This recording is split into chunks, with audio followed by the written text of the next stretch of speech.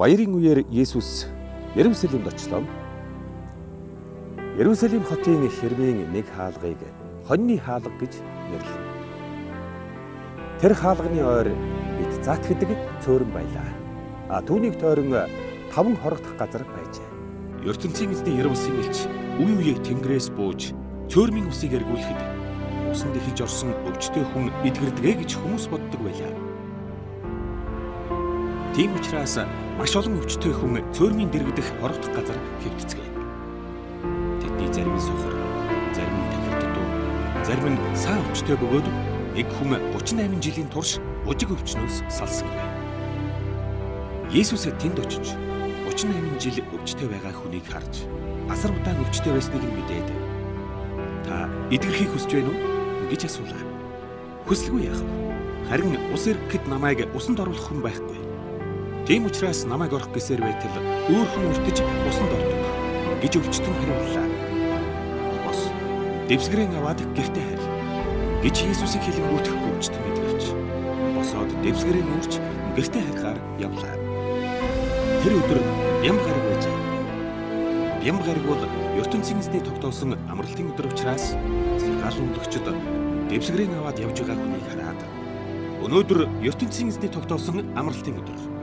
Манай хуулиас орчи юм зөөж явж болохгүй" гэж хэлжээ. Гэвч намайг эдгээсэн хүн дэвсгэрээ аваад гэртээ харь гэж хэлсэн билээ гэж эдгэрсэн хүн өчлөө. Есүс түүнийг эдгээснийхээ дараа олны дотор орж алга болсон учраас эдгэрсэн хүн нэрийн ч асууж амжсан. Иймээс сургаал заадаг багш нар "Тэр хүн чинь хэн бэ?" гэж асуухад нөгөө хүн хэлж мэдэхгүй байлаа. Дараа нь Есүс Ерүсалим хотын сүмийн хашаанд нөгөө хүнтэйгээ дайралтаж "Одоо та нэгэнт эдгэрчээ. Харин өвчтөе байснаасаа дор байдалд орохгүй тулд гим хийхээ боль" гэж хэлжээ. Нөгөө хүн сургаал номлогч нартай уулзаж "Есүс намайг эдгээсэн" гэж хэллээ. ертөнцийн эзний тогтоосон амралтын өдөр хүн эдгээснийг нь мэдээд сургаал номлогчид Есүсийг алах гэж хичээх боллоо. "Миний Яр бусын эцэг ямар ч үед ажиллаа хийдэг учраас би бас хийх хэрэгтэй" гэж Есүс хэлжээ. Бям гарагийн амралтын дүрмийг зөрчснөөр барахгүй. ертөнцийн эзнийг өөрийн эцэг гэж нэрлэхдээ өөрийгөө ертөнцийн эзэнтэй энэ зэрэгцүүлсэн гэж үзээд Есүсийг алахыг сургаал номлогчид улам их хичээх боллоо. Есүс сургаал номлогчдын бодлыг мэдээд "Би танарт чин үнийг хэлж өгье. Би ертөнцийн эзний хүү учраас эцгийнхээ хүслээс гадуур юу ч хийдэггүй. Зөвхөн түүний хийх юмыг хийдэг. Яр бусын эцэг минь надад хайртай учраас өөрийнхөө хийдэг бүх юмыг үзүүлдэг. Эцэг минь надаар хожим хүн эдгэхдээ зүйрлэшгүй гайхамшигыг бүтээлгэхэд та нар гайхах болно. Тиймхүү нас барсан хүнийг эцэг минь дахин амьлуулдгийн адилаар би хүссэн цагтаа хүнд шинэ амьдрал өгч чадна. Хүүгийн хүмүүс өөртөө адил үзэж хүндтгэхийг ертөнцийн эзэн хүсэж байна. Ийм учраас өөрөө хэнийг ч шүүхгүй бөгөөд хүүдээ бүхнийг шүүхэрх өгсөн. Намайг хүндлээгүй хүн ертөнцийн эзнийг хүндлээгүйтэй адил болно. Сонсогдов. Миний үгийг дагаж намайг илгээсэн ертөнцийн эзэнд итгэсэн хүн Яр бусын мөнхийн амьдралтай болно. ертөнцийн эзэн тийм хүнийг шийдэх. Тийм хүн хөтөл мэт урдын байдлаасаа салж жинхэнэ амьдралтай болж чадна. Сонсогдов. Хожим нас барсан хүмүүс миний үгийг сонсоод булчнаасаа амилж гарна. ертөнцийн эзэн эцэг минь хүн бүрт амьдрал өгдөг. Би бол түүний илгээсэн хүү учраас бас хүн бүрийг дахин ань оруулаад шүүх хэрэгтэй. Сайн үес хийсэнд нь би Яр бусын мөнхийн амьдрал өг. Харин муу ёрын хийдэг хүмүүсийг ертөнцийн эзэн шийдэх. Би өөрийн дур зоргоор юм хийдэггүй бөгөөд ертөнцийн эзний үгийг дагдаг тул хүн бүрийг түүний бодлоор шүү.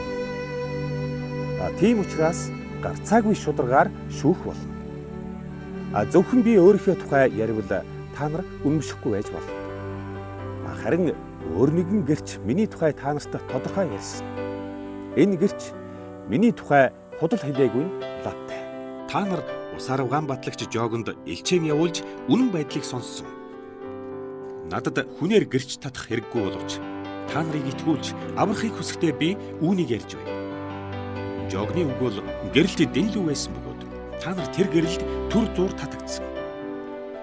Харин миний гэрч жогонтой зүйрлэшгүй чухал. ертөнцийн эзэн эцэг минь надаар гайхамшигыг бүтээлэгдэг нь намайг илгээснийх нь баталгаа мөн.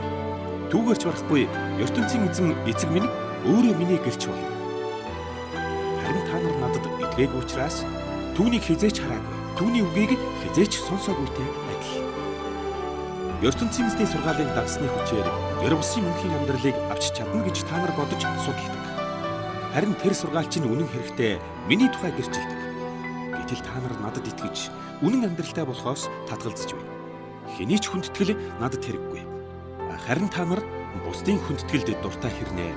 ертөнцийн эзэнд дургүй гэдгийг би мэднэ. ертөнцийн эзэн эцгийнхээ өмнөөс ирэхэд минь та нар намайг хүлээн авсангүй.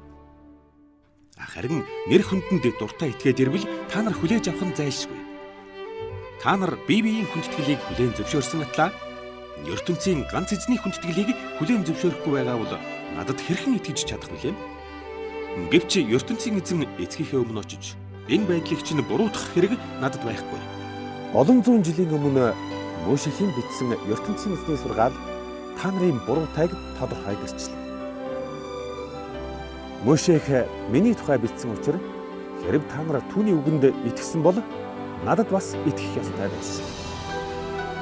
Гэтэл Мөшехийн үгэнд итгээгүй бол надад хэрхэн итгэж чадах вүлээ?